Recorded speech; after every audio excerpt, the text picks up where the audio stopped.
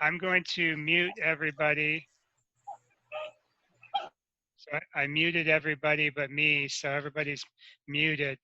Um, so this is going to be an interesting exercise. Um, we have 5 things on the agenda. Uh, three of them or 2 of them are kind of public participation. The third is not really public participation. It's between the board and the applicant, and that would be the Nature's Wilderness.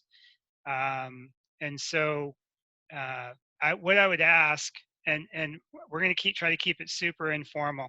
If people want to talk, just raise your hand virtually. Um, you could also raise your hand physically and just start waving because I can see everybody on the monitor except for Wes and Jeff. But if you guys want to talk, you can try to I can take us. also unmute myself, David. You can unmute yourself as well. It's just the problem is if everybody starts to unmute themselves and we get a little chaos. But so let's just try to do this, see what happens. I think I've tempered everybody's expectations about how much we can get accomplished, but I think we can get some pretty valuable things accomplished tonight, and figure this out. The plan is to go to 9 o'clock if we can make it that long. You obviously don't have to stay for the whole thing. So the agenda tonight, um, there's 5 items on the agenda. John Emmons, a subdivision discussion regarding Van Hertel's property, Nature's Wilderness, welcoming Bob. We probably do that first. And then the board annual election. So those are the 5 things on the agenda. If you saw the new web page on the town's website, we have a new web page that is just for the planning board where Danielle posts the documents that we'll be discussing tonight. Yes, Nicole. So just one thing I'd love for us to do is we've gotten in a habit of not approving minutes, and I have several over the last couple months that we have not approved, so I've not been able to give them to Danielle, so they're not on the website. I don't know how we want to handle that. Yeah, I actually thought of that today, and the problem is they're not distributed like to everybody because Bob just joined. So what I'd like to do is at the next meeting, put everything in a row and approve all the minutes at the next meeting that are outstanding. Perfect. I will get those all together and email them to everybody. Okay. And Nicole's actually exercising a really good, so he taught us last time, if you hit the space bar, it unmutes you for just a short period of time. So you don't have to actually click the unmute if you just hit your space bar if you're on a computer. But so the website has the documents, and what's on the website for tonight's meeting is the Emmons CUP, 2 packets of information regarding the Van Hertel properties, 2 packets of information regarding Nature's Wilderness Resort current submission, CUP submission, and then 2 documents from Lee J. Feldman, which are the potential conditions for discussion and the potential findings of fact. And all of those are available on the website. We probably will have to kind of take it slow because some folks may go to the website during the meeting to look at the documents because we don't have them in front of us, but we'll work through that as we go. But that's the sum total of the documents that we're going to talk about tonight. And I think it's super important when we do these virtual meetings that all the documents be available before the meeting and very little gets introduced at the meeting because it's really hard for us to introduce a document. So that's just kind of an observation. So let's postpone the minutes to the next meeting. And the first one I'd like to take out of order is just welcoming Bob to the planning board. He was a fine, upstanding member for quite some time. Got elected to higher office and left us, and now has returned, which I've found Bob to be very diligent and informative and thoughtful. And I don't know about you guys, but I'm super glad to have him back on the board. So maybe a virtual clap for Bob. Yay. All right. The next thing is John Emmons. And so I'd like to just kind of tee this issue up and then ask Wes to talk a little bit more about it. For those of you who remembered, Mr. Emmons came to us to do an auto body repair and sales facility out front of the Dodge Oil, that little building across from the Whistle Stop. And, it seemed like a good guy. We worked with him on the basic conditions that we have done for quite a few different repair and sales, auto repair and sales.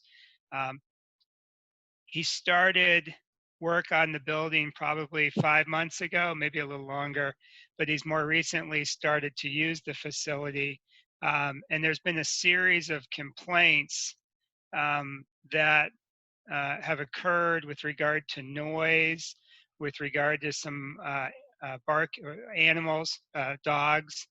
And I received some emails from Danielle and I think from Wes, where people were saying, what can we do about it? And my response was that the planning board is not the enforcement body for these things. There's really nothing we can do, but I think it's important that we as a board at least hear what the issues are, and then potentially if y'all disagree that maybe there is something we can do, such as invite Mr. Emmons back to have a discussion about expectations. We could certainly explore that. But Wes, I was going to unmute you if you could kind of explain what you have seen and what you have done about it. I'd appreciate it. Okay, can you hear me? Yep. Okay. Probably 2 months ago or so, I started sending letters to him. I've sent 2 letters to him. I've also physically visited him and talked with him. He's not the easiest person to talk with. He hasn't been irate, but he does get a little heated and whatnot. The most recent email, I guess it generated from the animal control officer and went to Danielle, and you put some comments into it and saying it's a CEO's job to enforce out in the field. So what I did, and I think it was probably last Friday. No, it was a Wednesday. I drove down there about 7:45 and parked in the Whistle Stop parking lot at a distance to see if I could observe what was claimed and complained as cars racing up and down 113. And at that time, at Emmons rental place, there were 3 vehicles with headlights on, and shortly after, 2 departed, and 5 minutes later, the third one turned out that John Emmons was in that one, came over and drove over to me, and he was aware I was there. I guess the lights from Whistle Stop was illuminating my car. We had about a 5-minute talk, and then it was terminated. We did cover discussions about barking dogs. We talked about the racing of cars up and down the road and so on and so forth. And I've written a report to the selectmen of my visit and observations there. And both with Jim and Gary, I said probably the next step is to go visit Jay Banks and talk to him. Because he's the one that really holds a CUP, and also he's the landlord, so he should have control of his tenant. And both selectmen agreed that that was the next one without opening a hornet's nest. I sent a letter, a certified return receipt letter just yesterday to John Emmons to review my visit and our discussion and have it on record, and he'd be appropriately warned that things are getting serious. And also our discussion was not only would I be visiting John J. Banks, but that if things did not simmer down, we would probably invite him back to the planning board and reopen the CUP and review it and see what could be accomplished there. So there has been a lot of talk in the past, but there has been appropriate letters sent to appropriate people and a certified letter. And my next step is to visit Jay Banks and see what happens. Okay. And is it cars racing up and down 113? Is that the issue? That seems to be the issue that's in the complaints. There's no proof of it. Part of my conversation with John Emmons was that I didn't have facts, and I agree with him. I said I'm responding on complaints only, and I also said to him, you don't have facts that you aren't doing that. You are not part of the racing, and that's why I was parked over at the whistle stop to see if I'd see if racing went on and identify who was involved in the racing. And if John Emmons wasn't, then he's clear and innocent, but that never happened. Yeah. So it's a lot of accusations and no proof. Matt Sanborn, did you have a comment? You pretty much asked the question I was going to ask, because we talked about what you've done, Wes, but I really hadn't heard exactly what the problem was. So it's barking dogs and racing up and down the road. Right. Is there any other issues, or? No, those are the two Okay. major complaints. Those And- were complaints given by people that live locally, neighbors and stuff like that, or? Seems like the neighbors that live on School Street, which is close to their yards, or come down behind the whistle stop, Right. open space where the parking area is. So sound does carry across 113 and from John Right. Emmons. And a lot of the barking dog complaint was late at night, after hours. I don't know, it could have been 10, 11, 12 o'clock. And their complaints was that the dogs don't just bark a little bit, they just bark all the time. So there's dogs that are there on site all the time, or?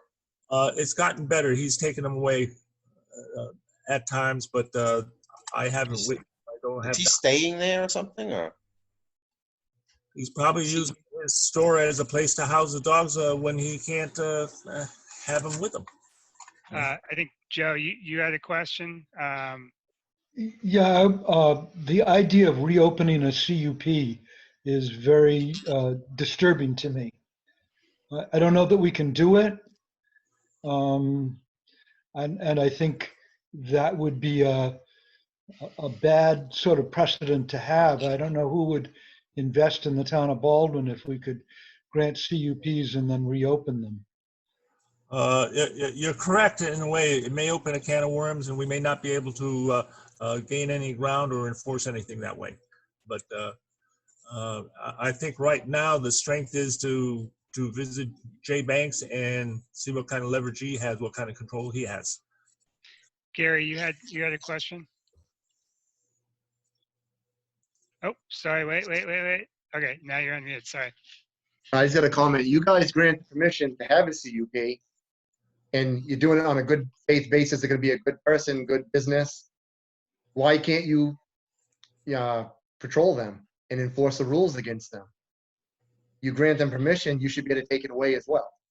Yeah, I mean, the way I've always understood the power share to be is that we try to, we listen and try to enforce the rules as it relates to the creation of the CUP.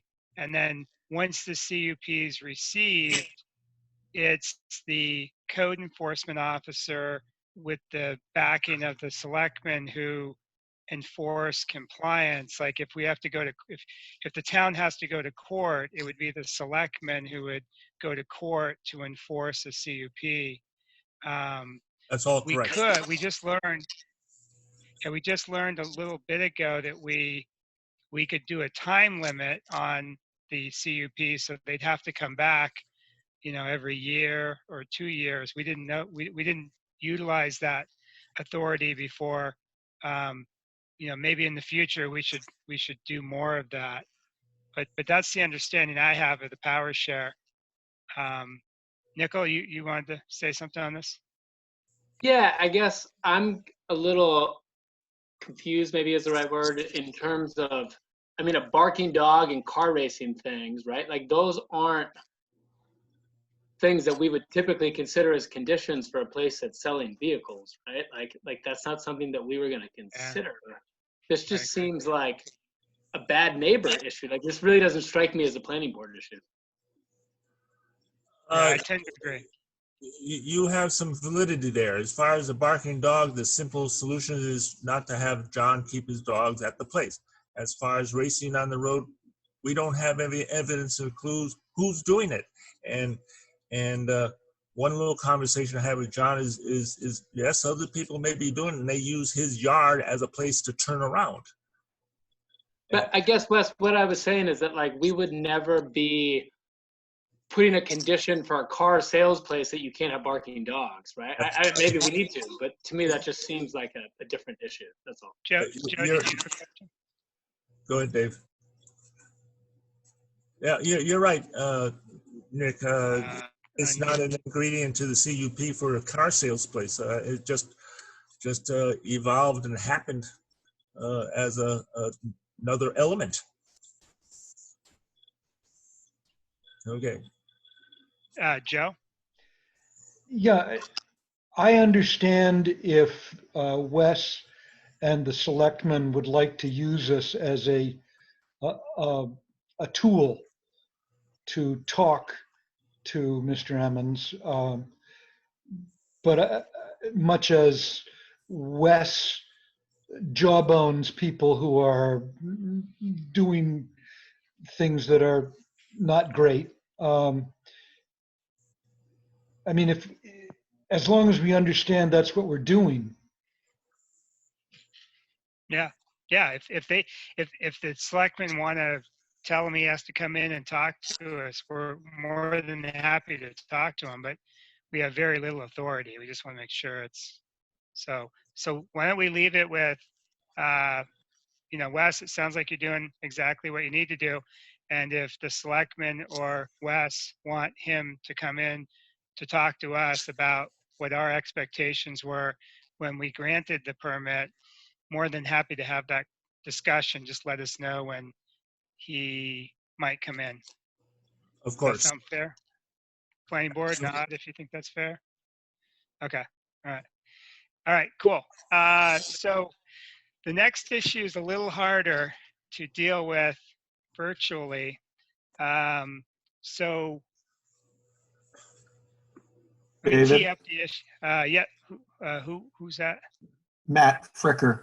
Yes. Just, I had run into John Emmons at the Whistle Stop one time, and he said he did want to come back to the planning board and talk with the planning board about redoing his sign or having a larger sign or something like that.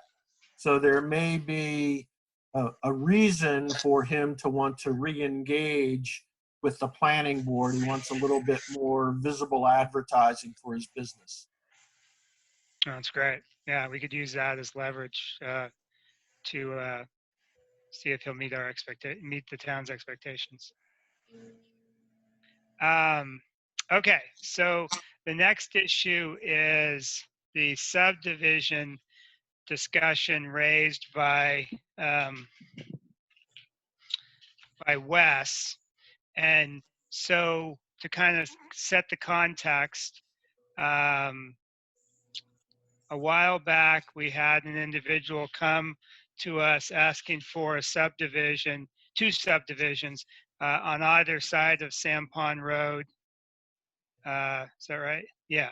And there was questions during the discussion about the origins of the property that was being asked to have a subdivision on, in terms of when it was sold, because the way the subdivision ordinance is written, uh, any essentially, and I'm simplifying it for just to level set, 3 divisions of a property within 5 years is a subdivision, and there's some exceptions, and it's always very difficult for us when we get a subdivision, uh, or even just have the 3 divisions, to figure out exactly what we're talking about in terms of where the where we start counting subdivisions, where we start counting the separations of property. And we talk about having a mother lot, and once the mother lot is fragmented, the mother lot can only be fragmented into 2 pieces, because the third fragmentation of the mother lot becomes a subdivision and needs to go through the subdivision process. And so these 2 subdivisions came to us, and the one on the left side uh, of the sand pond was simpler, in terms of its origins. The one on the right side of Sam Pond, as you're looking into Sam Pond from 107, is a far more challenging question in terms of what the mother lot is, and what the divisions have been. The documents that are relevant to this discussion are on the web page, and they're the Van Hertel information from the code enforcement officer. And then there's another one that was just posted, which is the color map that we received from Ben Thompson, I believe his last name is, the assessor for the town of Baldwin. He did a nice chart that looked at that particular property and its origins. So the information that Wes has put together is trying to determine what the separations of the property were, and what counts as a division, and what doesn't count as a division. And he also spoke or traded emails with a lawyer from the Maine Municipal Association to talk about the properties. And I'm looking at his chart, which has A, B, C, D, E in it, which is probably the best starting point. And I think the purpose of this discussion is to talk about what we see as issues with Wes's analysis, and if there's more information that's needed in order to help the landowners understand whether or not they're subject to a subdivision ordinance or not, and then what is actually subject to the subdivision ordinance. So before we go farther, does that make sense in terms of level setting the I think Mr. Terrio, who's at the meeting, I believe you own E, don't you? You own the far, is that right? I think so. But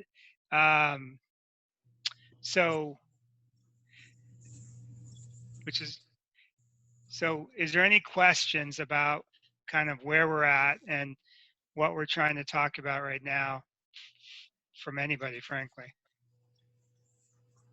The next step would be to kind of have Wes describe what he did, and then we can kind of ask questions about it. Joe, you have a question?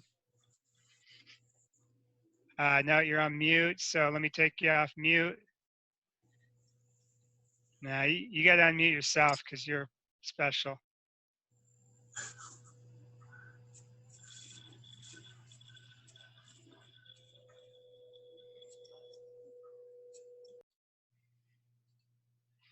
Um, Are you on a computer, a laptop? can you unmute Hold yourself, down Joe? the, hold Now- down the space bar. I have now unmuted myself. Okay, What there you go. happened was I went to look at the map Ah, and I lost the Zoom meeting. I lost the video for the Zoom meeting and I lost the ability to mute and unmute. So I can't look at the map and be in part of the meeting at the same time. okay. Okay, so what I'm interested in is the deeds and the dates of the transfers. I'm interested in the deed descriptions and when those deed descriptions were written.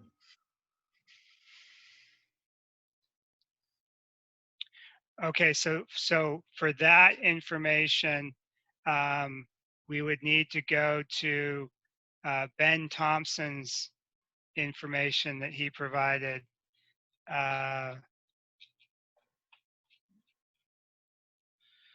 So let's see, how can I do this? Is Ben's information on the web page? I didn't see, I looked for a deeds and I didn't see the deeds. No, not. I'm yeah, there's- talking deeds, not map. Okay.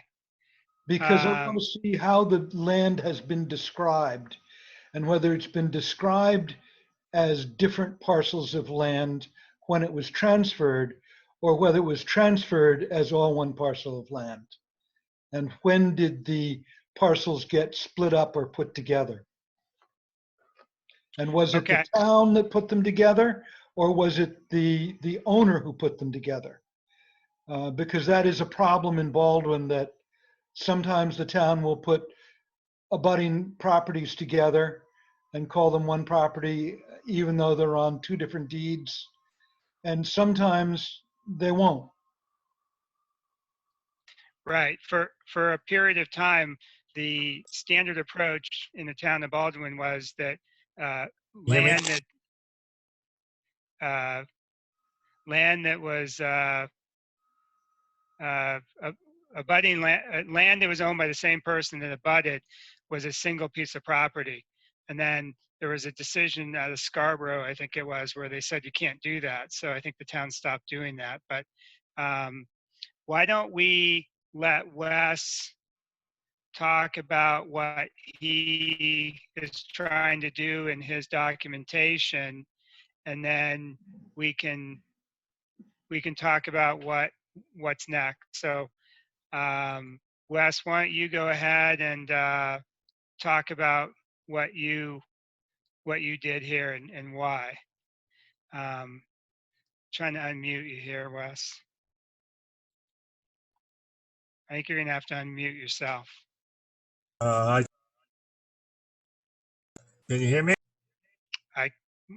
We could hear you for a second there, then you went back away. Can you hear Now me? you're unmuted. We can hear you. Yes. Now we I guess- can't. I guess I'm only unmuted while I hold the space bar down. Correct. Okay, I'm on. Okay, on your suggestion yesterday, I did a little investigation. I came up with a deed that was, let me add to what you said and how the land's divided. The tract of land goes from Fremont all the way up along Route 7, all the way up to Cram Road. And there are 3 roads crossing it: Sand Pond Road and 2 private roads, Grant and Brant Road. So that actually makes the roads divide the land into separate properties. So there are 4 separate property tracts of land.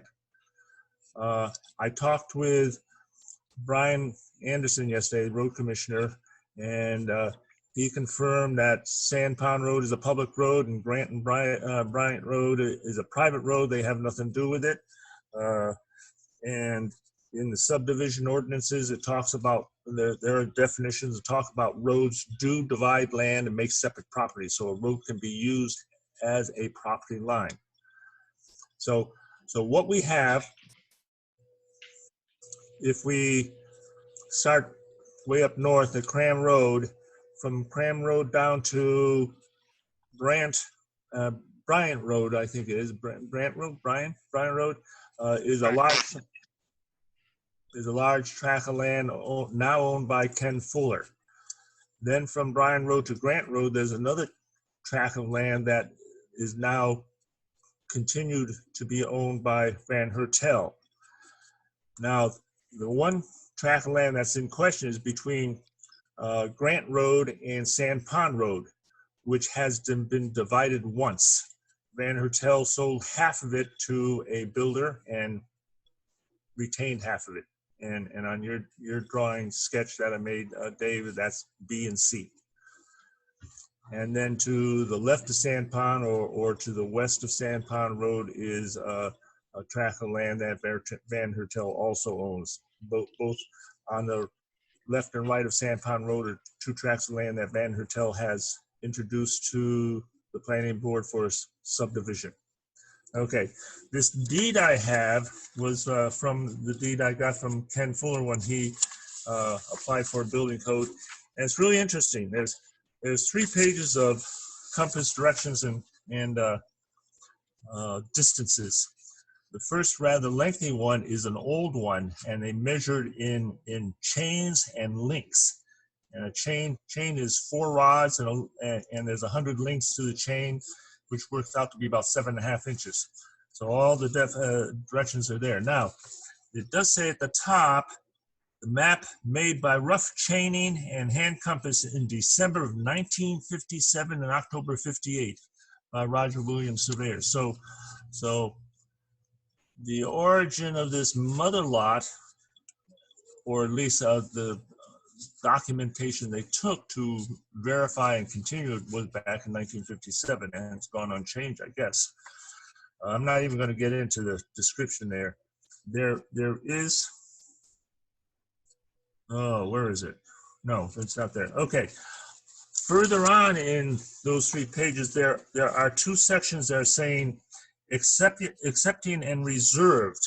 And so what they've taken from this, I'm assuming without doing a lot of drafting and drawing, is they've taken 2 sections of land out of this motherland and retained it to Van Hertel.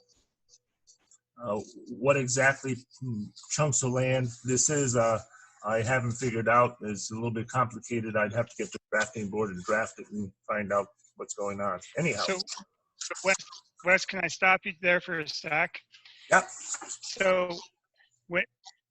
So when you brought this to me, I guess I was confused at what you were trying to do. Like typically if somebody wants to do something with their property, you know, it's their obligation to kind of put everything together and to explain why they can do with whatever they want to do with their land. Right. And I feel like you're taking on the laboring oar of this to try to get somewhere. And I guess I'm not totally sure what you're trying to do with your research. Okay. I've always contended that in that mother lot, there are 4 separate properties. On your suggestion yesterday, I looked up the deed to verify more. And other than that, it's just a deed.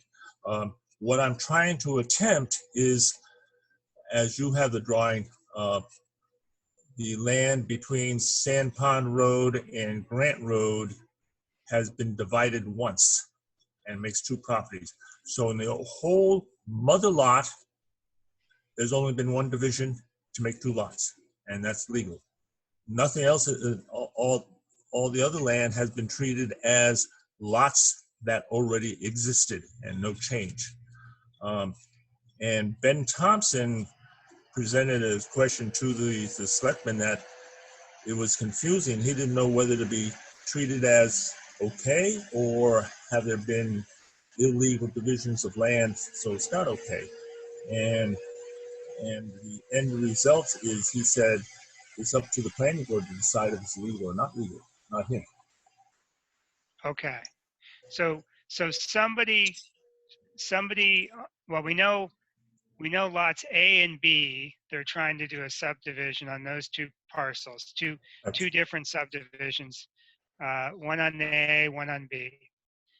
And then C is owned by Van Hertel, you say?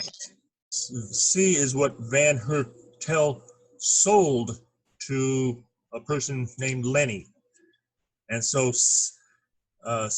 C was cut out of B, so now we have a lot B and C that's between Sand Pond and Grant Road. That's the questionable area. Okay. And then D, is that a separate, all of these are separate deeds? B, C, D, and E are all separate deeds? E is a separate deed, and Ken Fuller owns that. D, I think Van Hertel still owns that, and I think that's one of the items, plots of land in the deed that I have that was set aside as an exception. Okay. So, questions, Joe? Yes, starting from the Roger Williams survey. I knew Roger Williams, by the way, great guy. Starting from that survey, Wes, every time you say that's a separate lot or that was taken out, I need to know the date. They don't have the dates there. I can only say that the survey and all the dimensions and directions of the first part, which is the old one, they used a chain that was referencing 1957, 58. The others, there's other two that says accepting or reserving. All those dimensions are contemporary. They're in feet and compass directions.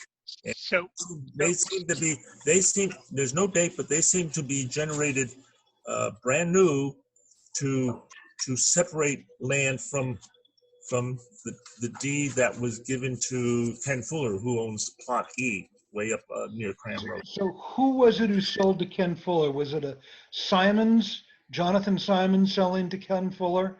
And then Ken Fuller subdivided all this land from the deed he was given? And what's the deed description there? Okay. I also talked with Debbie, and we did some date tracing on who's paying taxes when. And Van Hertel bought the land from Simons back in probably late 2017 or right in the beginning of 2018. So he's only had the land for 2 years. Shortly after 2018, he sold the large plot to Ken Fuller up by Cram Road. And shortly after that, I think it was January of 2019, he sold the small plot of land that's between Grant and Sand Pond to this Lenny Tracy. So just so I understand this whole piece of property north of Sand Pond Road, going all the way up to Cram Road, Yeah. was surveyed by Roger Williams. Yes. Back in 57, 58. Yeah. So my interpretation of that then would be, if it was all on one survey and it's all touching, that is one lot. That is your mother lot. And that was created 2 years ago. No, the mother lot was created or had been in existence and re-verified by the survey back in 1957, 58. So it was created in 57, 58, and the first division was when Van Hertel sold the piece of it that goes up to Cram Road, that northernmost piece, that was the first division. That So- that was the first sale, but I can't call it a division because it existed as a separate lot that was created by Bryant Road. And Road, Everything Road- north of Bryant Road is one piece. So anything south of Bryant Road would be one piece because a private road doesn't divide a piece of property. Yes, it does. It can. The definition says if the landowner creates the road, then that road does not divide the land. But if the road was there when another landowner bought the land and has the land, then the road divides the land. So a current landowner cannot divide his land just by putting a driveway, a road through it. So wait a second. I just want to understand this. I'm trying to, I know it's picky of me, but No, so that's if okay. I have a piece of property Yeah, and I put a road through it, yeah. and then I sell that piece of property, now you can say the land on either side of that piece of property is two separate pieces? Yes, because the land has changed hands. I've never heard of the character of a piece of property changing when the property changed hands. That's the first time I've ever heard of it in my life. I really would love a legal opinion on that. So I think this is David. I think that's one of the questions that I wanted to raise on Wes's analysis. Is there is a portion of the, I believe it's the subdivision ordinance, that says that as long as the landowner on both sides did not create the private road, it is a division. It can be a division of the property. But the question I have is, Wes, you're interpreting that to be the current owner of the property, and I'm not sure that's the right interpretation. It seemed to me that it could also be read to any time in history, if the person who owned both sides of the property subdivided it, then that wouldn't be as, I'm sorry, if the person, anytime in history, if the person who owned both sides of the private road was the one who created it, it would not act as a division of the property. It didn't have to be the current landowner who had done it. And I think Joe's right. We probably need an opinion on that, because I know, Wes, you disagree, and you're perfectly fine to have your, we can disagree all we want. We just need somebody to resolve it. I can read the definition. No, Wes, I've read the definition. You don't need to read the definition. Okay. It's a question of interpretation. Yeah. And, because if Bryant Road was created by the same person who owned D and E, I would say it does not divide the land. Okay. Let me see if this. I'm trying to hold down the space bar and turn pages at the same time. The deed that I have at the the deed I have, the original portion of land was resurveyed or surveyed in 57, 58. And at the end, there's a statement here. It says, the above described parcel is subject to a certain 50-foot wide right-of-way known as Allaire Camp Road. Now, I don't know if, I don't think Allaire Road Camp Road exists, is the name anymore. It's probably changed the name to some other name.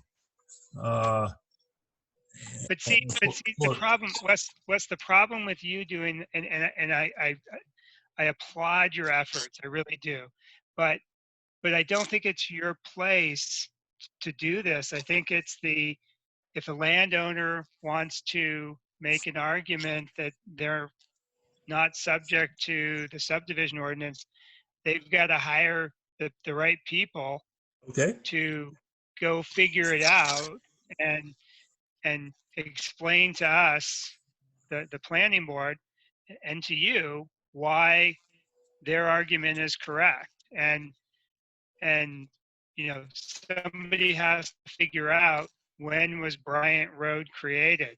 How was it created? Who created it? Where are all the deeds? What do they say?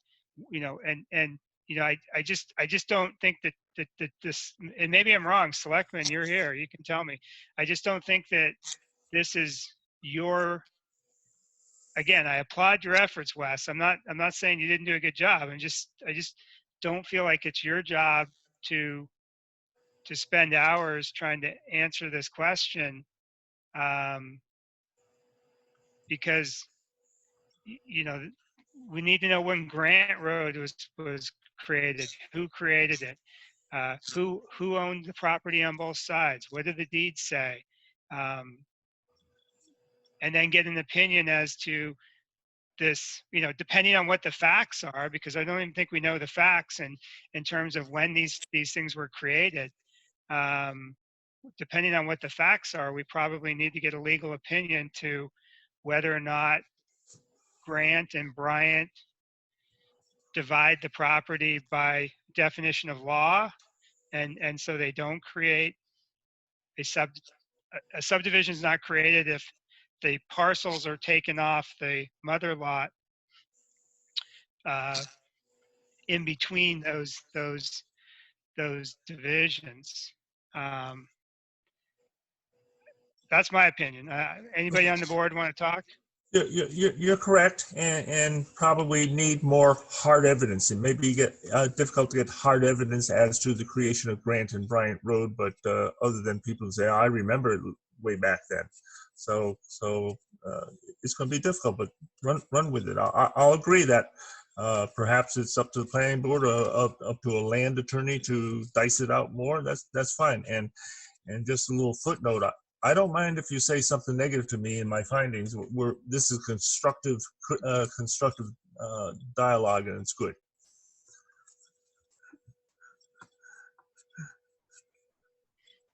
So the rest of the board, do you guys agree that?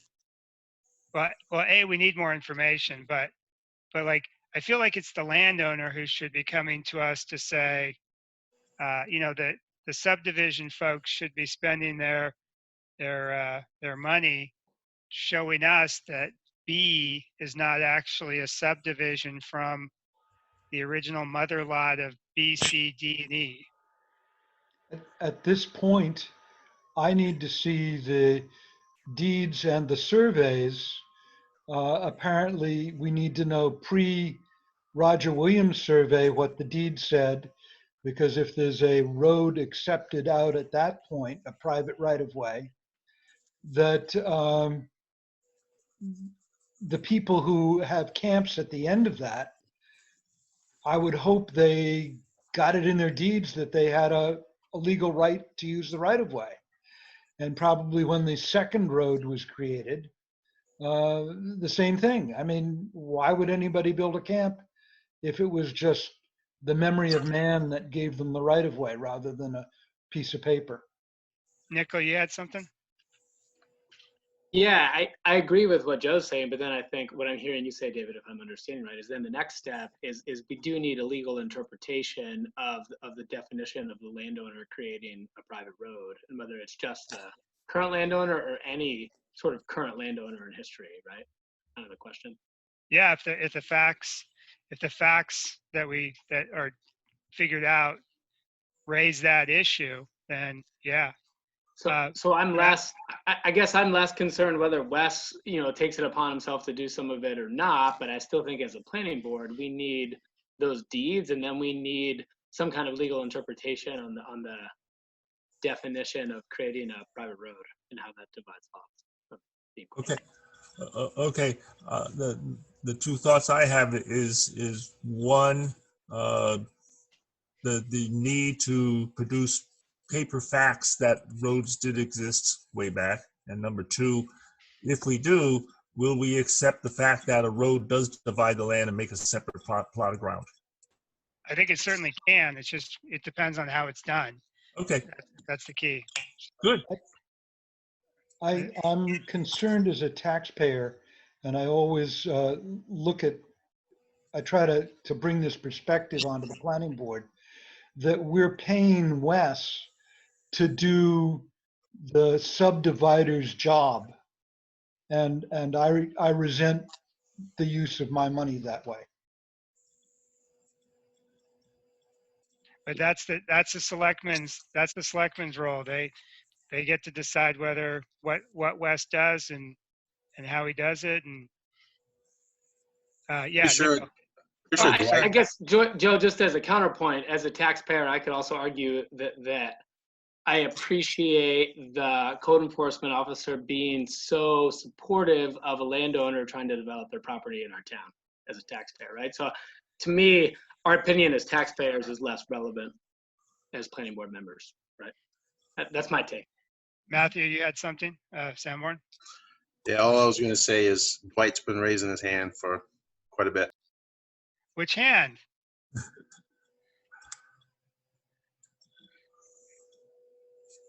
On your roads here. Okay, Dwight, I took you off mute. I'm sorry. Go ahead. You got to raise your hand higher. I'm sorry. You got two issues on your roads here. Grant Road, that used to be Gunner's Camp. And that was built back in the 50s. And the only reason I know that, my grandfather built that camp. Then the next road up that you're calling Bryant Road, and you say something about Alea. Leo Alea built all those small camps over there back in the 60s. So Leo Alea is probably, you put that road in there. Can you hear me? Yeah. Am I on? Can you hear me? Yes. Yeah. Okay. Now the deed I have back in '58, the covenant is what that's what I was reading. The covenant about Olair Road as a camp road for that's mentioned as a covenant. So that's been around a while, and Dwight just verified what road that probably is. So why don't we, I don't want to kill all the time with this. So why don't we, Wes, you know some of the questions we have. Yep. Selectman, you know some of the concerns we have. So if you want to go back and do a little bit more research and then if it tees up a question that we need to put to some lawyer type, we can do that. And if Excellent. the applicants want to come in and talk to us about their thoughts, that's cool too. But I think we should move on. Well, I agree. Okay. So I'm muting everybody again. All right, nobody's trying to get in. All right, so the last issue that we have is the nature's wilderness. So to level set where we are with this, we had the public hearings, multiple. We closed the public hearings and we were moving towards considering the CUP to determine the appropriate conditions. And then the COVID-19 situation hit and kind of brought everything to a stop, which is unfortunate because this lends itself to being in yes, Joe. Right? Wasn't No, the issue I'm sorry. to be Go solved? ahead. Wasn't there one more Van Hertel issue to be solved? I No, think there was that an was the issue. only one. I thought there was an issue about the Smut Street on the westerly side. No? Okay. Yes, sir. No, Yes. because yes, Wes. The land between Smut and 113, I've solved it, and land can't be divided anymore. And how I solved it, it was assumed that Van Hertel had owned that for 15 years or more, but in the tax payment records, he's only owned it for 2 years. He divided it once, and you have to wait another 5 years before it can be divided again. So it's a done deal. It can't be divided. We're all set. Okay. Yeah, I mean,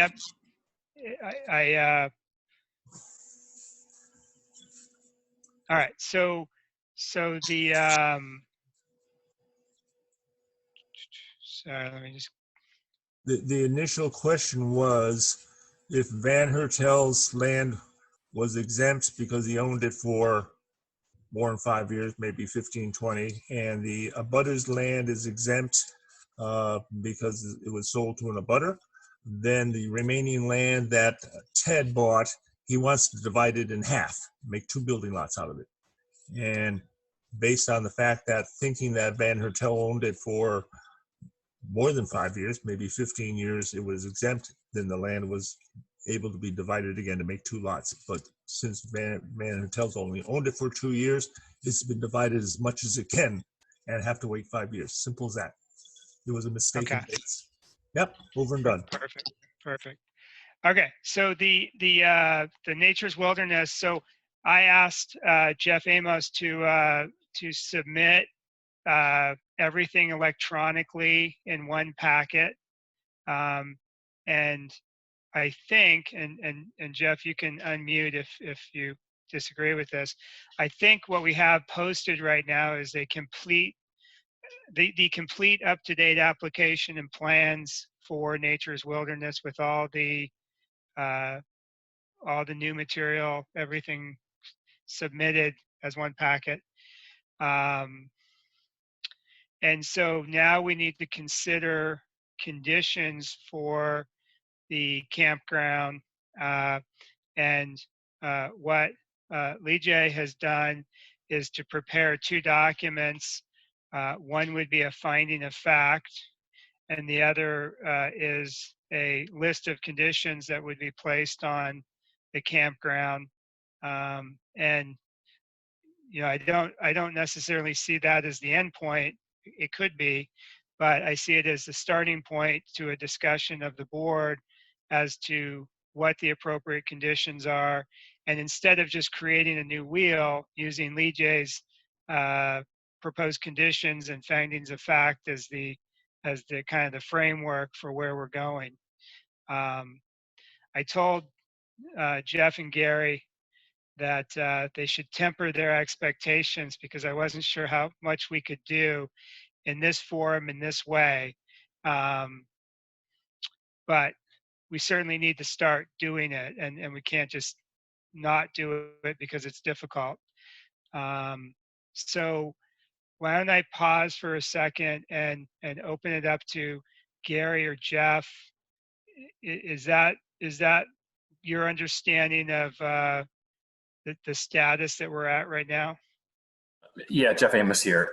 Yes, everything that we sent into you that's on your website is full and complete. And I've read both documents from Lee J, and it seems to be a pretty good accounting of what's happened to this point and where we're currently at, as well as the list of possible conditions. And so we are aware of that and seen it. And I think you're right in that we're ready to discuss those items and kind of see what the board wants to, where we want to take it from there. And I think, Jeff, in an email, you said something to the effect of the conditions as stated in Lee J's proposal would be generally acceptable to the applicant. That's correct. So, in the interest of obviously, it's going to be difficult to have an efficient use of time in this forum.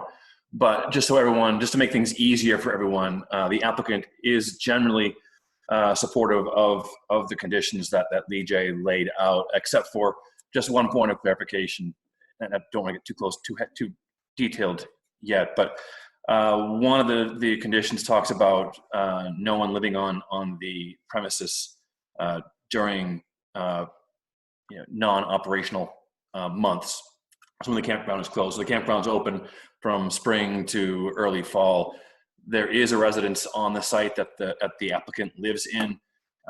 Either him or a caretaker or someone of that sort is envisioned to remain living there full time to keep an eye on the campground during off-season hours and off-season times. But besides that, I think these are issues that the board has talked about and brought up several times. So there's no surprises here.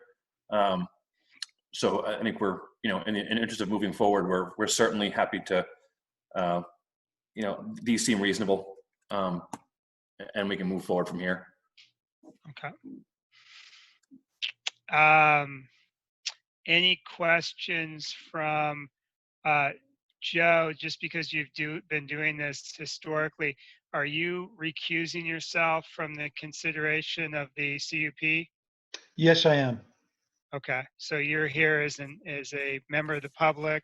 So if the minutes can just note that Joe's recusing himself from the consideration of the CUP. So, all right. So, any questions from the board in terms of where we're at?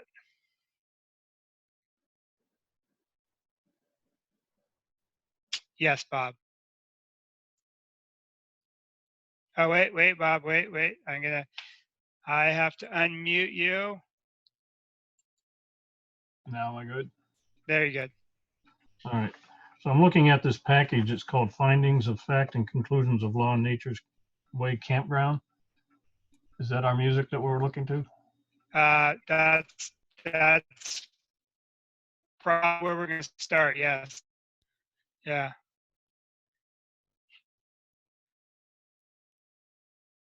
Okay.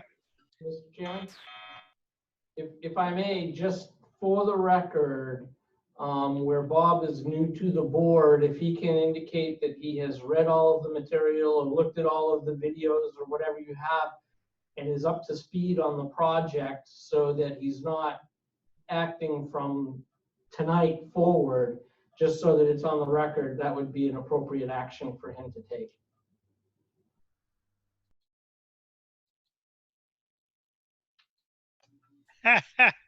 Okay. Bob, have you reviewed the material? I have, but there's a lot of material there. So Okay. I wouldn't confess to understand all of it for sure. Okay. All right. So go. To Sorry. participate, I should be able to ask questions. Yes, absolutely. And Lee J, Bob's actually an alternate member. So as long as we have a quorum of actual members, you're not an actual member, Bob. No. As long as we have a quorum of the folks who have been around, then I don't think it's an issue. But we'll see how it goes. All right. So I think Bob is right. I think we should talk about, let me just open them up. Sorry. So let's talk about the findings of fact. I'm opening those up now. So Lee J, can you describe a little bit why a finding of fact is appropriate in this process? Certainly. So the findings of fact, let me go forward a little bit and say that if someone were to appeal any decision of the board, vis-a-vis if the planning board denies the application, then the applicant needs to have a record that they're taking to the court. And the planning board has to determine why they denied the application on what finding. If an abutter chooses to file a lawsuit against the planning board for its approval, in either case, the courts don't go back and read all of the minutes from all of the meetings. They're going to look at the findings of fact. And the findings of fact are based on the performance standards that you have in your zoning ordinance for your, in this case, conditional use permits. And so what needs to happen, and what I've tried to establish for you, is under each one of those performance standards, and you'll see them in here highlighted in black, such as sewage disposal, soil and earth moving, storm drainage, how the applicant has satisfied your ordinance by submitting the information that they've submitted or didn't submit. So what I've tried to do for you is establish a legal set of findings based on those standards for you to make a decision. If you agree on approving the application, then you would agree with all of the findings that are there. You could ask to modify them or think that something may have been stated differently. That's fine. If you choose to deny the application, you would look at those standards and find out which one or multiple of those standards they failed to satisfy and why. You can't just say they didn't meet the standard. You have to say why they did not meet the standard. That would go into the official set of findings of fact for you to vote on. And that's really the document that the courts are going to look to. They're not going to go back and look at minutes from the meetings. Okay, perfect. That's a great explanation. I know Nickel is shedding a tear right now that his minutes are not going to be read by the court. I just stopped typing. He's frozen. All right. So, all right. So let's walk through the findings of fact. So let me just give you an overview of what I think we should do. I think we should start walking through these documents and discussing the documents. Get as far as we can tonight.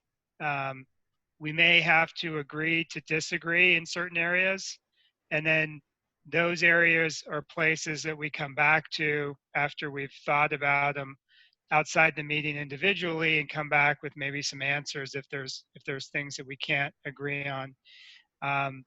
And then when we get to the conditions, the same thing. Go through the conditions as much as we can, agree on what we can agree on, and agree to disagree in a few places, and not get bogged down in just one issue. Try to get through the document as much as, either in this meeting or the next meeting, and then figure out what we have that we don't agree on and spend our time talking about those things at the end. And I don't mean at the end of this meeting, I mean at the end of the discussion. So if I could just help speed you up a little bit, the first, I don't know how many pages here, the first bunch of pages, like 6 pages, is a regurgitation of all of the information that has been submitted by the applicant stating, what the project is and what has occurred at each one of the planning board meetings. The actual standards don't start until there's a highlighted section or a bolded section that says a conditional use may be granted by the planning board only in the event that the applicant has established to the satisfaction of the planning board that, and then from that point forward is where the findings themselves actually start. Everything to that point is a simple regurgitation of factual things that occurred at the meeting and submission of information that the applicant provided. Okay. I believe I that's think we page 10. We can go through them pretty quick then. I just want the applicant to have a chance to make sure that there's no corrections as we go as well. And don't just say you agree with everything. Let's just walk through them. And I'm going to take everybody off mute. I'm going to take everybody off mute. And if you want to mute yourself, you can. I just don't want to have to unmute you. You know what I mean? So everybody is unmuted.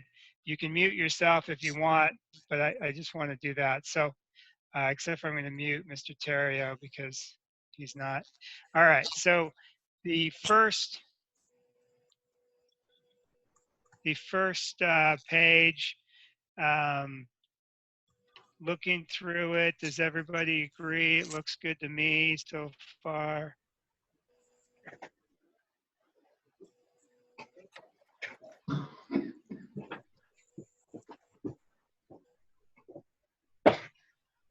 Anybody have any comments or questions about the first page? All right. So the second page, So Gary's name is spelled wrong on the local contact. It's right.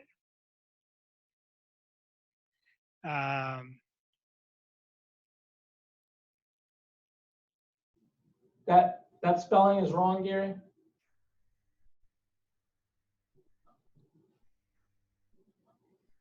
Yes, it's spelled incorrectly. It's Gerry. Gerry? Correct. Okay, sorry about that. No, that's fine. It's never happened before. It also says Nature's Wilderness is a Maine corporation, whereas the first page says it's a Florida corporation. I don't remember which is actually true. It's a Florida corporation.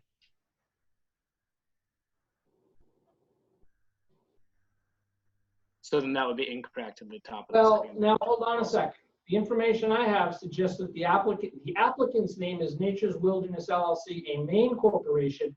The owner of record is Nature's Wilderness LLC down in Boca Raton. Correct. I will put that to the applicant. Is that correct? Yes.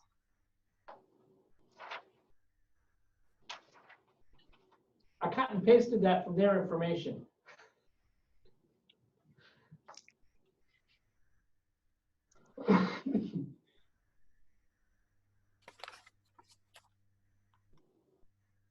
Wait, so I'm being slow then. So are you saying that literally the name of their corporation is Nature's Wilderness, a Maine corporation? No, it's Nature's Wilderness Resort. Or Nature's Wilderness LLC.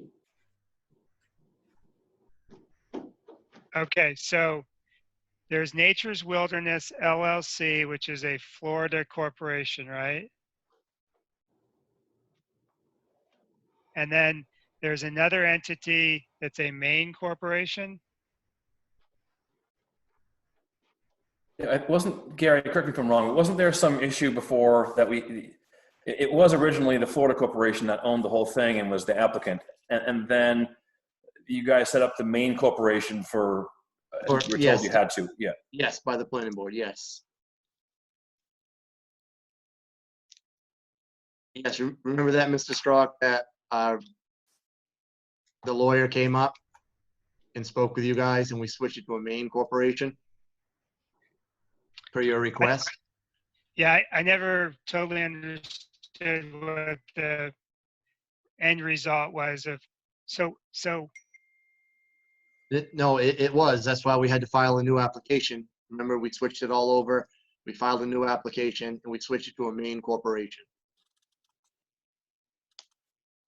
Correct, and the plan, well, the cover from the last plan set that I have, not the brand new one, but I don't think anything's changed on that, says the applicant is Nature's Wilderness LLC, and it lists 2 Upper Twain Road in Baldwin. Correct. Baldwin. And then it says the owner is Nature's Wilderness LLC, Boca Raton, Florida.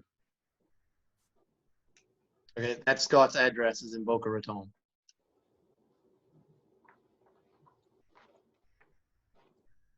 And that's how the findings are set up. I guess certainly we can modify, certainly the main address is the applicant.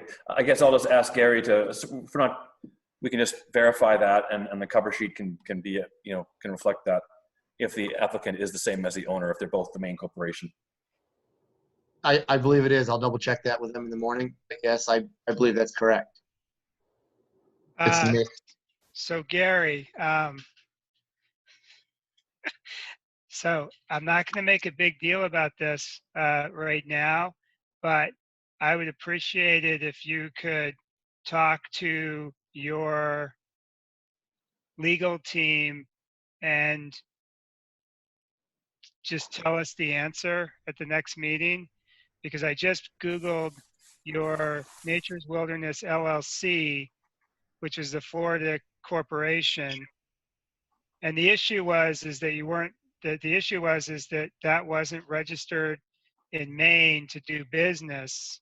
And so Robert Robert Sharon, he came up and we had a Yeah. discussion about it. We switched it to a main corporation. We filed a new application. We thought we were all set. That's why we did that with you guys. We worked with you guys through that months ago. No, I understand. What my recollection, and like I said, I'm not trying to make a big deal about this, Gary. I'm just trying to walk through it. So my recollection is that the Florida corporation just had to be authorized to do business. It's like filing a single document. It wasn't a big deal. It just had to be done. Right, and And- we did and that. so- Yeah. Right. So I just went on the corporation's website, the main corporation's website, and it says that the authority has been revoked. So it looks like it has to be updated every year. And we're not going to make a big deal about this because this is an easy filing for Robert to do. He just needs to file it every year to do business. Okay. It's not a big deal as long as it gets done. I don't want I to will get contact sidetracked Mr. on that. I will contact Mr. Sharon first thing in the morning and send you email confirmation of what I find out. Cool. So,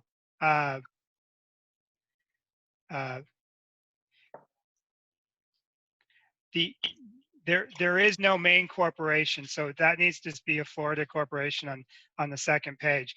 If the applicant wants to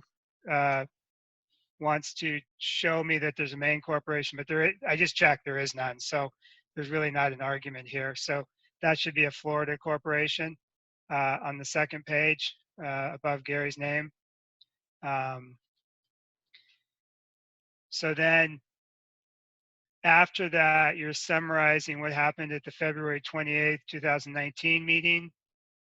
To the applicant, just this first page, 1 through 7, are these all, or actually maybe it's the Lee J. Is this a statement of what they said during that meeting, or is this a statement of what their intention is going forward? That is a statement of which I believe they submitted this exactly as it is to you folks as part of their submission. Okay. That's correct. That was, so we had, at that first meeting, we wrote down all the 13 issues that you guys had and kind of spelled that out in our cover letter to the following meeting. And so that's what this is from. And at that meeting, we presented why we met each one of those 13 things. And I think we were all on the same page after that, at that point. Okay. All right. So then the next page, I don't remember whether these are accurate or not. They look fine to me. Does anybody know? Okay. So going to the third page, there's some additional comments.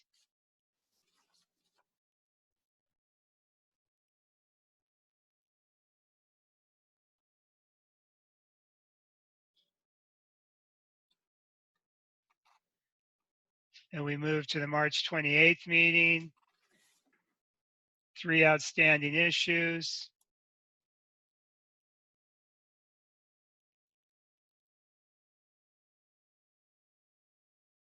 Here's the reference to the Florida Main Corporation. That was a long time ago.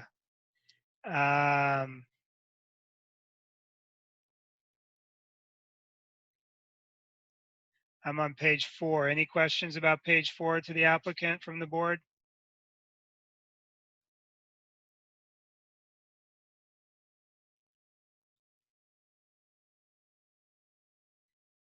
Going to page 5.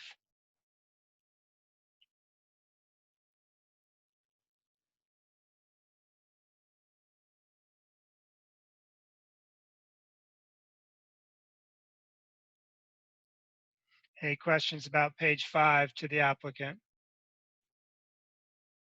Okay. Just note that page 5, where it starts proposed project, is where the project changed to what they're now proposing, I believe. That's correct. That's Nicole? where the 172 comes in. Correct. Just the paragraph right above where it says proposed project, it references our 2 public hearings, and then it says we closed the public hearing in February. To me, it would make more sense if it said we continued the public hearing and then closed it. It just makes it, because we actually had kind of 3 meetings of the public hearing, if I remember correctly. I could be wrong. No, I think you're right. I don't recall the last public meeting date. I mean, I think what Lee, what you wrote is grammatically correct, but it's just a little unclear. I was just going to suggest we continued the public hearing in February and then closed it after, people were done commenting or whatever. Can you add that, Lee J? Sure. Okay. I'll say something like in February, the board continued the public hearing and closed the hearing at the end of that meeting?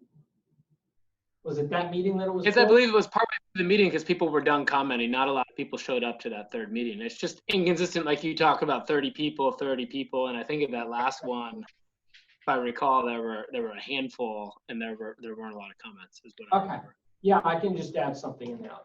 Not a problem. So the proposed project, campground, the development north of Marston's, east of Deacon, 150 acres out of the entire 469.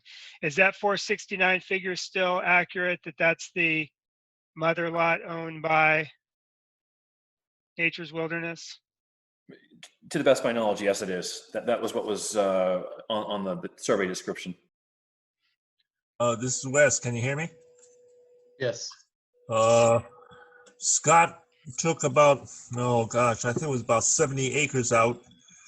About 65 he gave to his aunt and 5 he sold. And that was to the south side of Marston Road, up near the end of his land towards Murphy's. On the west side of Deacon? So rather than East side of Deacon, from Deacon Road, heading east up to the end of his land, which would be up towards Murphy's land. Above Deacon Road, not on the campground project site. It's on the other side of Marston Road, the other side of Deacon Road. Yeah. So is it or is it not? So is that not a subdivision because one of them went to his aunt? No, Okay, because so wait. This is where it breaks down right here. So let's just slow it down for a second. Yep. So I think Lee J had the same question as I did.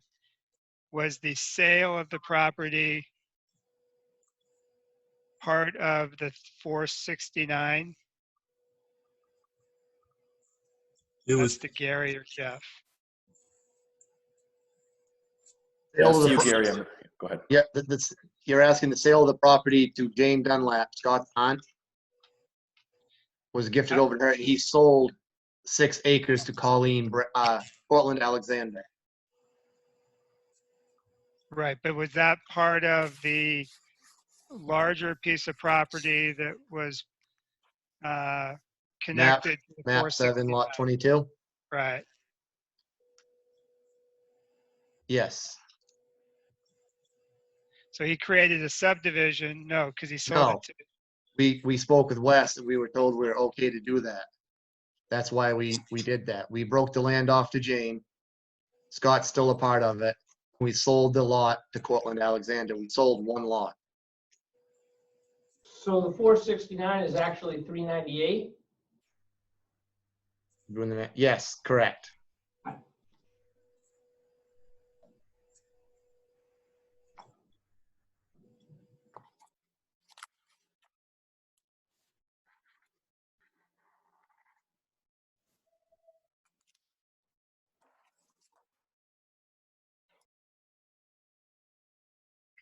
Does the board have any questions about that?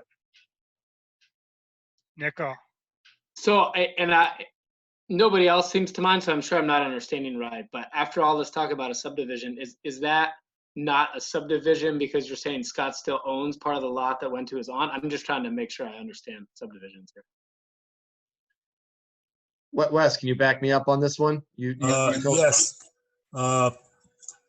He created two lots. One lot went to an aunt, which is a blood relative, and therefore it's exempt. So the only lot that he sold of 6 acres was 1 acre was formed. I don't mean to be difficult, but do we know that it's a blood aunt versus aunt through marriage? Does that matter? I just want to know this for future subdivisions. No, it's all about the same. Yeah. Okay, as long as it's a relative, even if it's an aunt. I thought it was your children or something before that I heard about that. It's blood relatives, relatives of marriage, relatives of adoption. Probably a few more. I don't have it in front of me. No, that's helpful. That was my question. I was more just Yep. curious because Okay. it's related to our earlier conversation. Yeah, good. Anybody else, board members or selectmen or members of the public have any questions about this separation?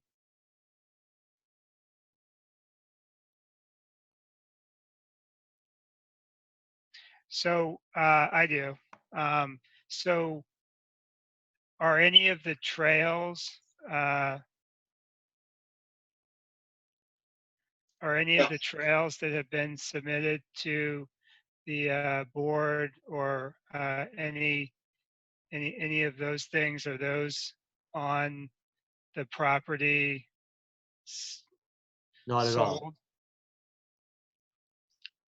sold? Both properties are on the right. If you're driving up Beacon Road, the project site is on the left, the campground. The two lots are on the right-hand side above Deacon Road.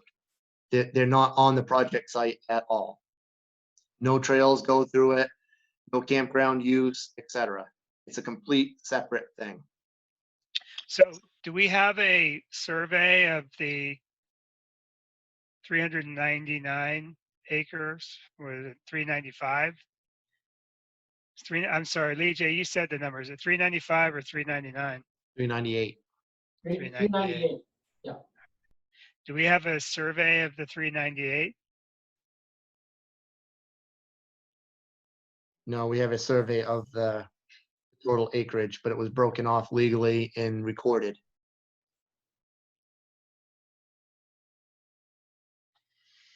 So do we need to change the survey to say 398?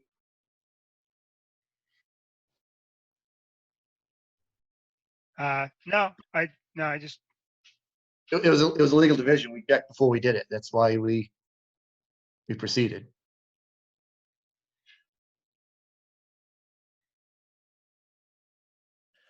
One quick question. Do those Titles would be helpful or the deed? do those new lots have a separate map and lot number for the assessor, or They do. They do. They Okay. do. It's a complete separate entity, has no, in my opinion, no bearing at all on this project. It was broken off land off the mother lot legally. It has no ties to the campground at all. yeah, I guess the only thing, the way it's connected is, we've been talking about, we have all this land for this campground and, we had 469 acres that we were talking about, all this land. Now we have 398 and, it just makes me concerned. And one of the conditions that I would want on this is that the 398 not be reduced anymore. That has to stay intact because that's the whole project. And I guess, we've been telling you from day one that the whole parcel is part of this project, and to sell it off is just, it's a little concerning. I'm not sure how concerning, but it's a little concerning. And I would just want to make sure that there's a condition in there that he doesn't sell off more of it, so then we're down to 200 acres. And it's a totally different project. And I guess that's my concern, is it just presents as a different project when it's 398 versus 469. It's not a huge difference, but if you sold off another 70, I'd say it is a huge difference. That would materially change my impression of the project if he sold off another portion. So that's why I'm hesitating. But so, all right, so that 469 needs to be changed to 398. So I can add some wording for a condition on that for you that would say something to the effect that the site as approved includes 398 acres. The land shall be held in perpetuity as approved.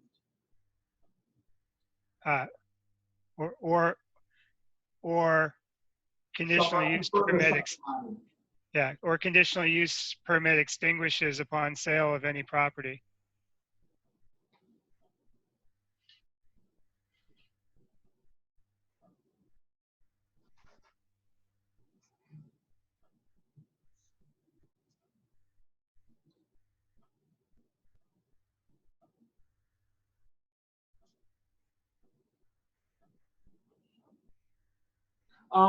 Rather than saying extinguish, because I'm not sure that can actually occur, but I could say shall be in violation of any approvals.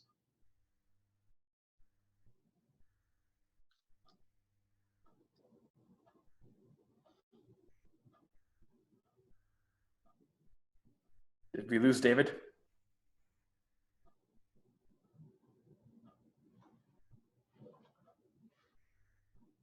Yep.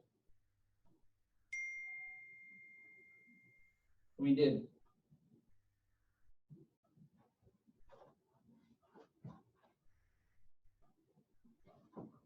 I think I just saw that Danielle Taylor tried to log in as a host. So maybe where she came on as a host. I think Danielle was automatically the host, so since we lost him, I don't know if Danielle's still around or not.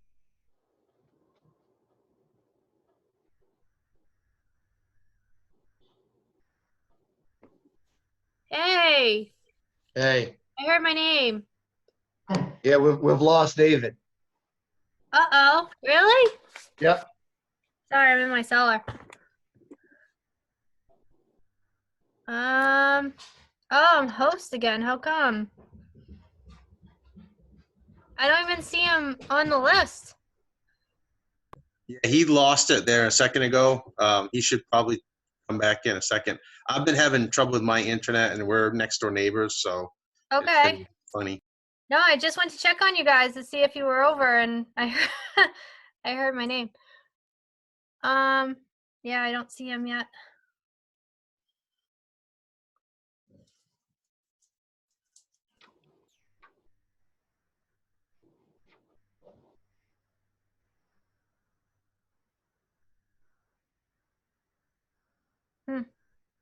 Did his internet just kind of go, or you think, or Yeah, because he froze up. he froze up? Okay. Yeah. Mine's been like in and out, so. No, it's still recording, so that's good. I don't see him. Does anyone have his phone number, or? I'm gonna try to call him right now. Okay. I figure he probably knows he's not on.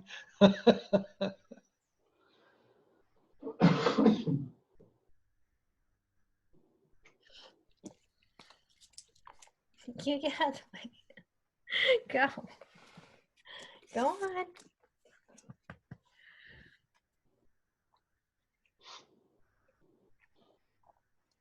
What?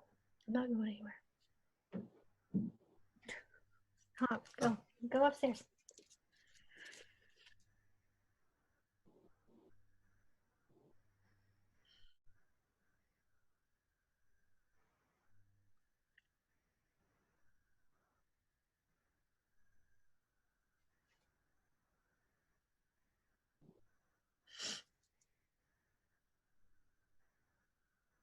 Oh, there he is. He got his Wi-Fi crashed, so he's trying to get back in. Here he comes. Yep.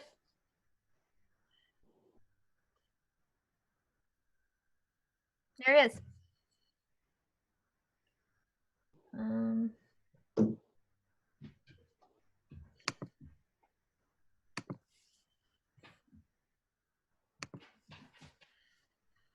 I'm back. Sorry about that.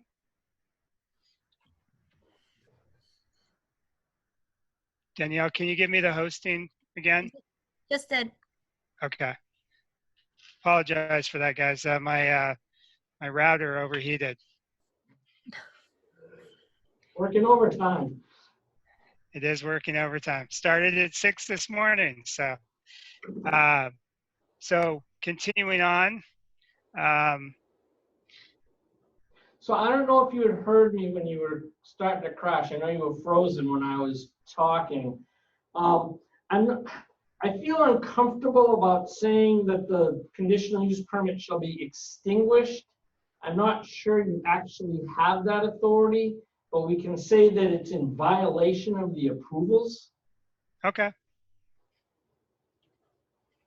Sure.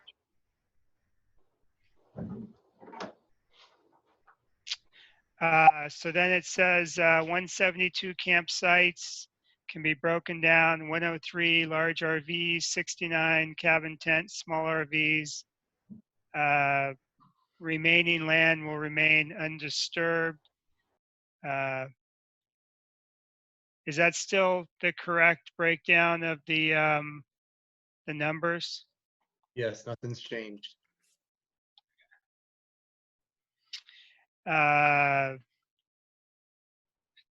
3 phases shown on the map.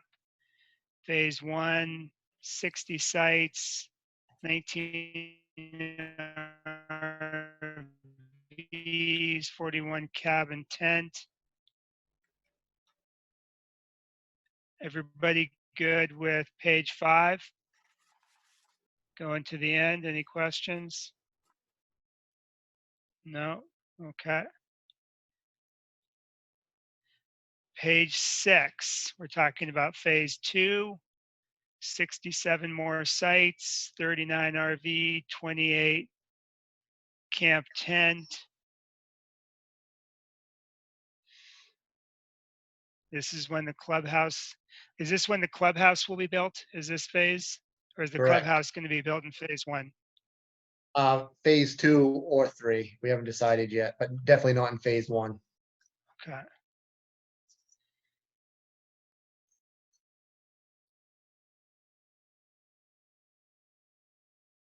Phase 3 includes the 3 remaining dead-end roads, 45 sites.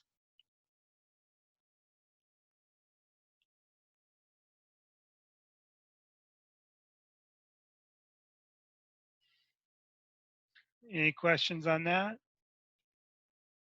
Okay. Will there be any upgrades to Marston's Road? Yeah, we talked about that, upgrading the entrance coming in. Will that, okay, that'll be phase 1? I would say that would be in phase, we'll start it in phase 1 and finish it before we do phase 2. I'm sorry, finish that before you do phase 2? Correct. Okay.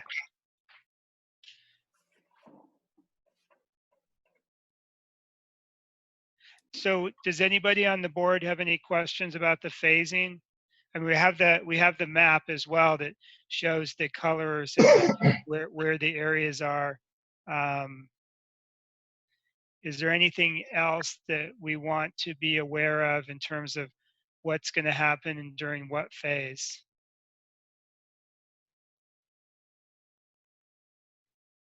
Okay. So then we talk about the project utilities.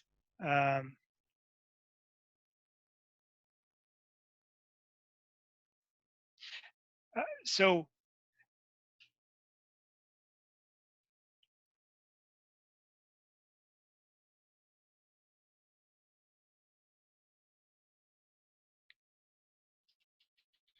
Any questions on utilities? We're talking about the permits.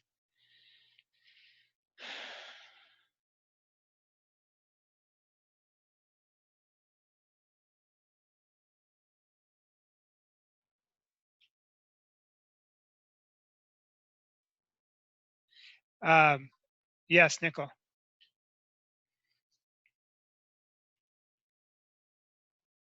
Can't hear you, Nickel, if you're talking. There we go. Sorry, it wasn't working.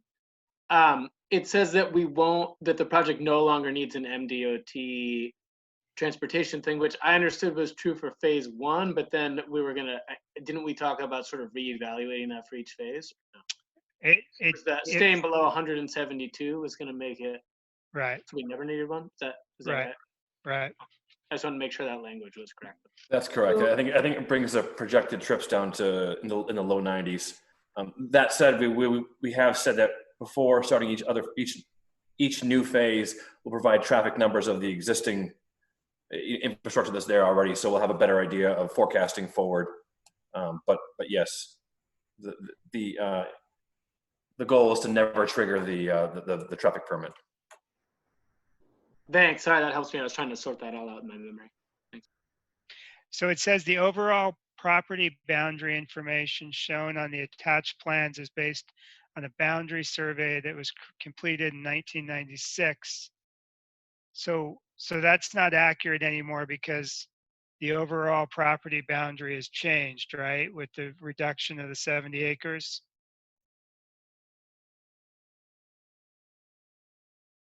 That's correct. Yes. So we'll need an updated overall property boundary information. Did I interrupt? Of course. Yes. The property that was divided out is bounded by Deacon Road and Marston Road, and they're pretty solid. They could probably be used as property lines on the map. Yeah, it should be pretty easy for the applicant to provide that. We just want it from them as the. I can get that done easily. They have a GPS recording our survey of the whole property, so it's no big deal. I'll get that taken care of. Okay. David? Yes. Hi, it's Matt. It says on page 6 here that the applicant has previously agreed to upgrade Marston's Road to the town road standards from the intersection blah, blah, blah, and will also improve the intersection of Marston's Road with Senator Black Road by providing a larger entrance radii. Do we need information on when that's going to happen and whether it's going to happen before they open for business, or, you know, is this something that needs to be clarified in the conditions, or it just seems a little, you know, it's listed and it says it's going to happen, but we don't have a lot of specifics or times or dates on it or anything. Yeah, I think that's what Gary and I were just talking about. In terms of that occurring in phase one before phase two starts. Does the board want more clarity than that in terms of timing? If you look at under proposed project in phase one, it does have a bullet piece that says improvements to Marston's Road from the intersection of Senator Black Road to the campground. So, I mean, if you do want to say that it must be constructed prior to the opening of phase one or prior to any future approvals for phase two, you could do that. Otherwise, it's pretty clear here that it has to occur during phase one. What do you think, Matt? Well, I think that we should make it as clear as it needs to be. If I mean, I'll defer to SMPDC if they think that it's it's clear enough, then we're okay.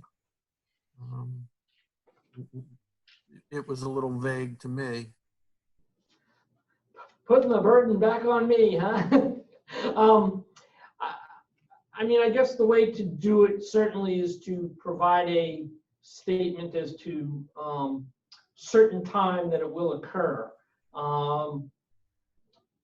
You know, I guess I would say prior to the operational aspects of phase one, so that you know that those Yeah. are in place. I would say that it gives everybody involved a clearer plan of action, because I don't want to have the town in a position where people that are expecting this to happen don't see it happen by the time campers start to come in, and they come back to the town and say, you know, we thought this entrance was going to be changed, or this was going to be done, or that was going to be done.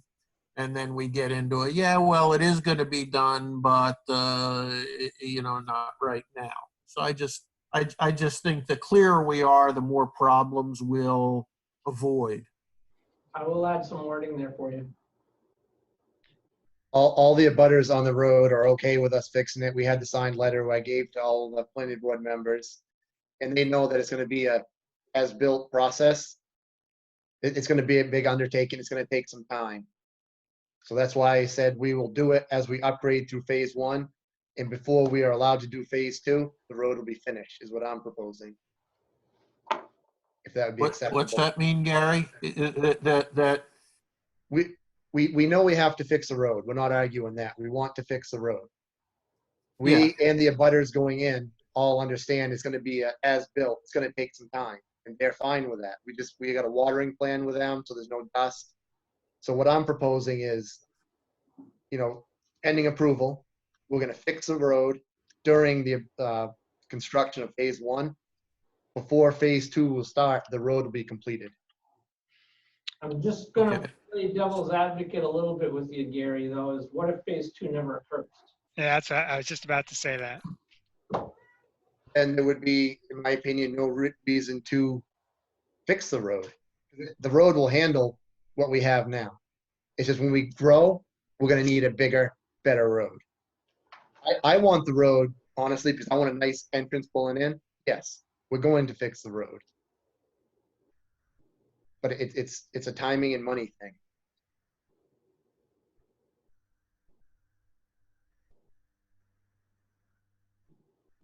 So as we're building phase one, we'll be doing the road and building phase one. Then when we outgrow the road, before we can grow any further, the road will be finished. And what, just to remind me, I understand the increasing the radii, and that was a safety concern about getting enough to allow the RVs enough turn radii to get in without any concern and to exit without any concern. What just remind me, I'm sorry, what other improvements will be made to the road? Just widen it and bring it up to town spec, 16 inches of crushed gravel. Okay. But no, we will definitely do the entrance, the radii, and there's gotta be a little railing put up because there's a big culvert there. So yeah, we'll definitely do the entrance and get the road started ASAP. We need to give campers a nice, safe way to get in before we can run a good business. Yeah, We do you think need it to would do be, the road. sorry, I apologize. Do you think it would be fair to say within 1 year of starting operation that the road be done? Or do you think Absolutely. that, No, absolutely. That's more than fair. I mean, that to me feels fair, because there is a safety aspect to this. So I don't feel comfortable saying, when you know, like Lee J said, if you never get to phase two, Yeah, no, I will agree to the 1 year time limit. That's more than adequate. Matt, what do you think about that in terms of kind of addressing your concerns of getting more finality, that that within 1 year of, yeah. Yeah, it's a plan, you know, and everybody, you know, it sets expectations. You got a timeline, and I think that's fine. Okay. All right, so moving on to page 7. We're talking about the boundary, the development area, vernal pool, the small world Pagonia.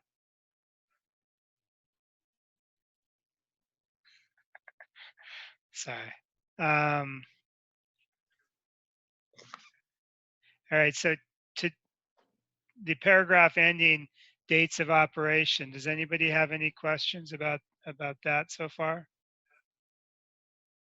No? Okay. So dates of operation. So the campground will be open from May 1st to October 31st. And the only exception to that's going to be the personal use of the house.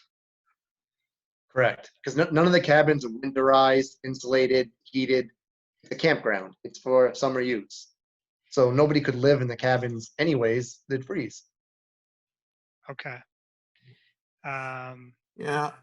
Hi, David. I think we might be being unrealistic on hours of entry with no new unregistered visitors will be allowed in after 8 p.m. It's probably a good idea that, you know, we try to limit the hours of entry so that we don't have a lot of traffic late at night. But on the other hand, I mean, I've gone to campgrounds and I've gotten stuck in traffic. I've gotten lost, and, you know, you're calling the campground and you say, well, it looks like I'm going to be there at 8:30 now. And then you call them an hour later and says, hey, my GPS is telling me I'm going to get there at 10 o'clock now. So there will be situations where people, you know, wind up getting there after 8 p.m. I don't know whether we need to acknowledge that or just say that it's, you know, you know, will be allowed in after 8 p.m. Unless it's a special situation or whatnot. But that's going to be pretty hard to stick to. Hey, Gary, what do you, who's? What I was gonna say is that what the wording says there is that the registration office will be open from 7 a.m. to 8 p.m. So if someone's gonna be, you know, late for some reason, either no one's going to be at the office or they're gonna call and someone else might say, okay, I will meet you at the office. But the intent is that the office hours are going to be from A to B. It's not going to be open 24/7 and saying campers coming, you know, if you want to show up at midnight, just come on in. Yeah, no, I don't want that as well. We should clarify that, because when you read that last sentence, it says no new unregistered visitors will be allowed in after 8 p.m. That says that nobody new is going to come into the campground after 8 p.m. Yeah, but unregistered, So- Matt, is registered means they booked and they're due to be there by 8, but circumstances said they couldn't be there till 9, but they're registered. Unregistered means if I took a booking after 8 o'clock and invited them in, which I don't want to do anyways. 8 o'clock is the cutoff, is what he's saying. Okay. If you get caught in traffic.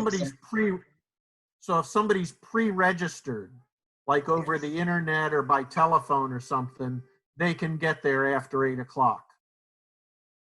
I prefer them not to, but circumstances, it's going to happen sometimes, yes. But there'll be no, I'm not going to have people call me at 9 and 10 o'clock at night and say, hey, I want to come to your campground. I'll be like, no, I'll talk to you in the morning on business hours. All right. No new unregistered guests after 8 o'clock. Okay. Fine.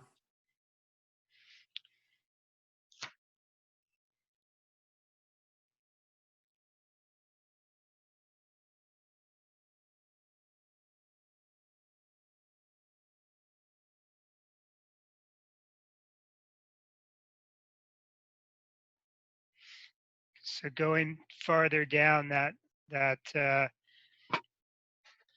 list, vehicular access, emergency preparation.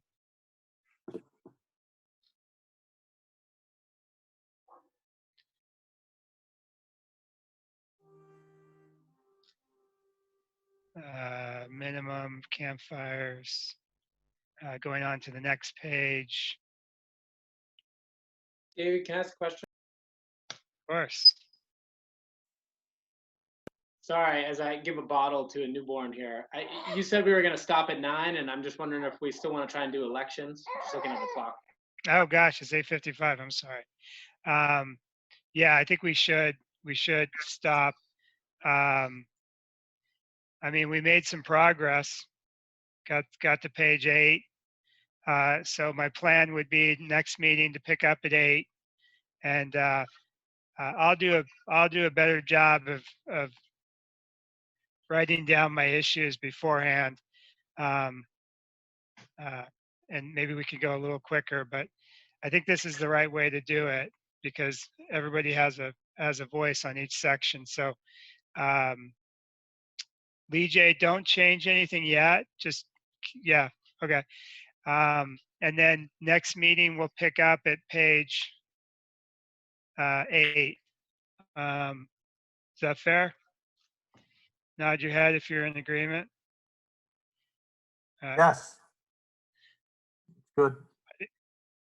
I think we made some decent progress. All right. So elections. We got chair, we got vice chair, we got secretary. I think that's it. Thank you very much, Lee J. Bye-bye. Any nominations?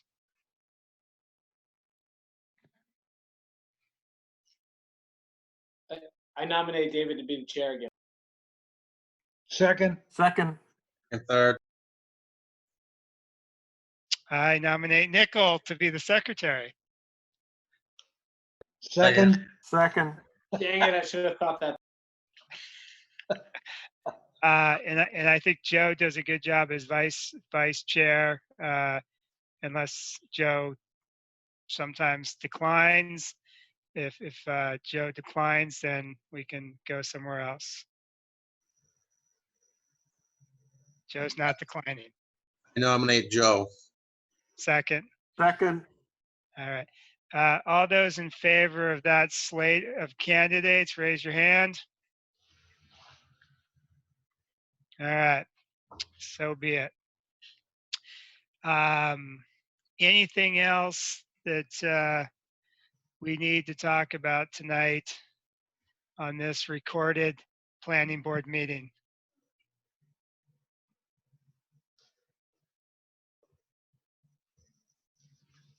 It is remarkable the things that you see on the screen. Nichols feeding a child in the middle of the planning board meeting. I think it's awesome. That's awesome. Congratulations, by the way. Hey, thanks. Wow. Wait, let me unmute. I can't unmute you, Matt. You're gonna have to unmute yourself. But I'm unmuted. Holy moly. She's been chatting. That's why I've had it on mute. What a beautiful bird. Holy moly. She's pretty. African gray. I didn't know you had birds. Wow. That's good to know. Oh yeah, she's the last one. When we were down in Pennsylvania, we had as many as 13 at one time. It was a real aviary. For a lot of fun. That's awesome. And Matthew has to finish his house clearly down at the bottom there. But Yes. hey, I think this was a success. I mean, I think it went a lot slower than a meeting would go when when we're together. But I think this was a great success, and I expect we'll have at least one more, possibly two more, maybe three meetings before we can get back together. So I don't know. Anything else? How are we going to Worked keep well. noticing Good. these? Good job. How are we, Yeah, Nickel. are we going to keep noticing these Zoom meetings in the shopper's guide, or what are we going to do? Yeah, if you guys saw the shopping guide, it actually noticed the selectmen meeting for today. I think that was just a disconnect on the shop. That wasn't me. Yeah, it was a shopping guide. It wasn't, I saw Danielle's notice. So yeah, we'll put it in the shopping guide again because I think it's fair to keep telling people about it. So yeah, any final comments? Well, do you want me to do that, or are we going to ask Danielle to do that again? Ask Danielle to do it. Yeah, yeah. Okay. All right. Thank you, everybody. Have a great night. Thank you. Thank night. you, David. Well done. Good job, David.